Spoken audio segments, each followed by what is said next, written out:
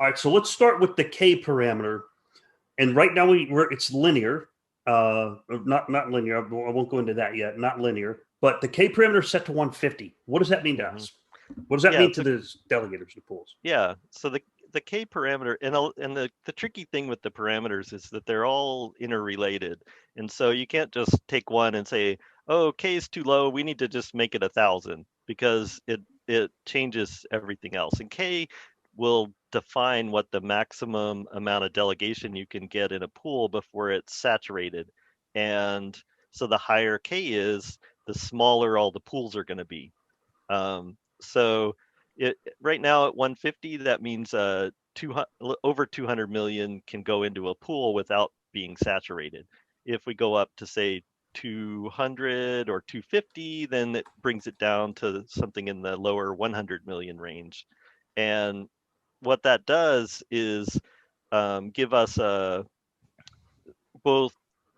There's two factors. One is the limitation of the saturation, but the other part about K is that the protocol and the rankings and the incentives are designed to bring the delegation to K pools and away from pools that are lower down than the top K pools.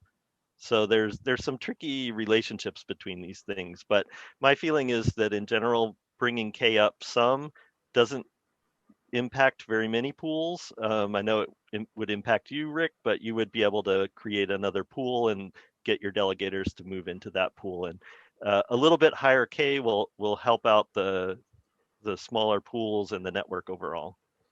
Yeah, but what's the problem with raising K too much? Like, let's go back to this. What is the purpose of K?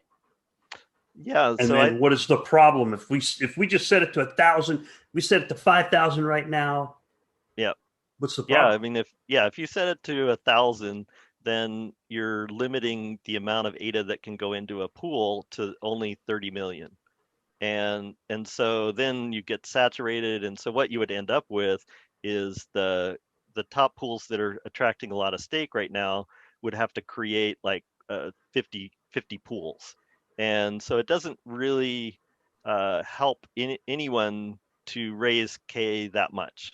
For me, really it's the interplay with the other factors that are going to help the smaller pools. And I can go into some of those other parameters that I think would be beneficial to smaller pools if you want. Yeah. Oh, and one of the key purposes is you're not supposed to raise K unless the price of ADA goes up. Yeah. That way you have sustainability, which was one of the core pillars behind Cardano, is the sustainability factor. So you can't just set K infinitely high because K is supposed to adjust according to the price of ADA. I think 150 started off too low. My initial estimates were about 250 to 500. And I think one of the core problems, and guys, feel free to chime in here. How many pools did we have on the ITN before we shifted over to mainnet?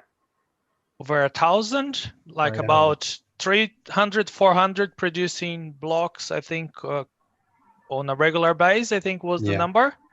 And then we had the short Haskell testnet, which we had about 400, wasn't it? About that. Yeah, I'm with you on that, Rick. I think I don't think we should go to 1,000K, but I stay at like 150 was too low. I think my number would be like a 300, but that's, anyone could pick a number, but we need to do something. And I really agree with Sean when he says like we can't think about the parameters itself, like there's a lot of parameters. And I see a lot in chats people saying, oh, we need to raise K, we need to raise K. It's not just that. We need to think that through all together. And to bring K to 1,000, it's not sustainable. We need to make stake pools to be a business, and people need to sustain a business with the rewards. And if we bring that with ADA at 10 cents, we can't do that. So I think we need to think carefully about those parameters. Yeah, but like for me, I agree with a lot of it, but not with all of it, because let's say we're at the startup phase, and to me, a startup, especially in a newer field, they don't reach profitability the first year, or maybe even the second or the third. I think right now what we also need to do is we need to expand the net to get all the proficient stake pool operators to give them all a chance. And then when we have that net, we have that great base of stake pool operators, then you can start by increasing A or decreasing K, so that they can work together and they have a platform to do so. Because let's say right now there's a lot of talk about joining up with other stake pool operators, but for the smaller pools that doesn't make any sense, because 2 times nothing is still nothing, or 2 times very low stake and very low pledge, that's not going to amount to something with the current parameters. What number do you guys think is good now? What should K be? What do you think? I would say K should be around 250 as of today, based on the fact that the price of ADA is quite low.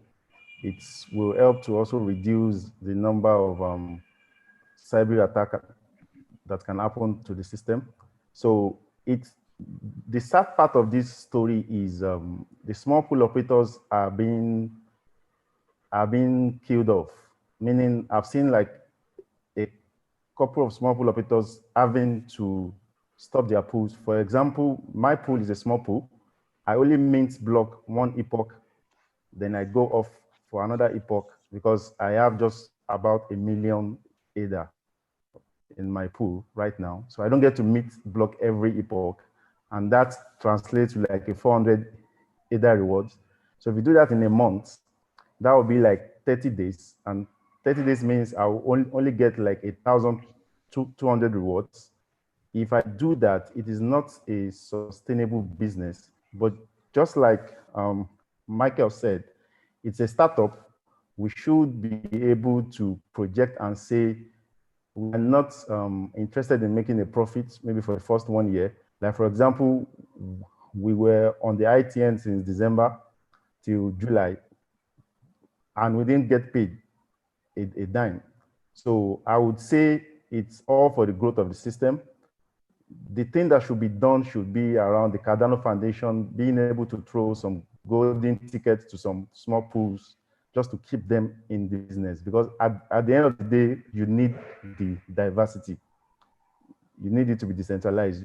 You will not want to have a pool being dominated by the big guys only. You would want to be able to run pool all over the world. For example, for me to run my pool from Nigeria would say I would have to be paying like $250 per month.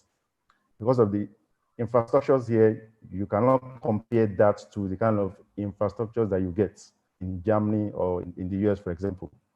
So for me, for a start, I'm a working developer, so I can actually afford the VPS for now, for the next 1 year or more, hoping that the system will balance off and the price of ADA will go up. Then by then, my pledge will be a little bit meaningful.